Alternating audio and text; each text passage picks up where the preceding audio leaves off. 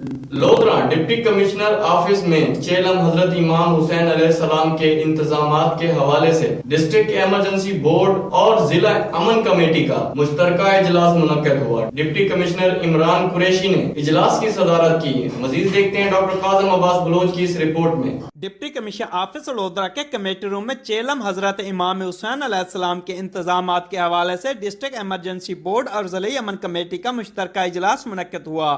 Deputy commissioner Lodhran Imran Qureshi نے اجلاس کی صدارت کی۔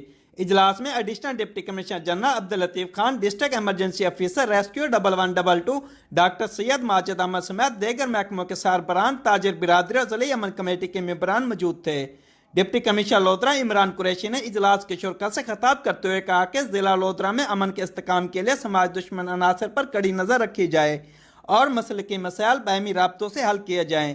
اجلاس میں چیلم حضرت امام حسین علیہ السلام کے انتظامات اور سیکورٹی بارے امن کمیٹی ممبران کو بھی بریف کیا گیا۔ کیمرہ ٹیم کے ساتھ ڈاکٹر کاظم عباس بلوچ، راز نیوز، لودرا۔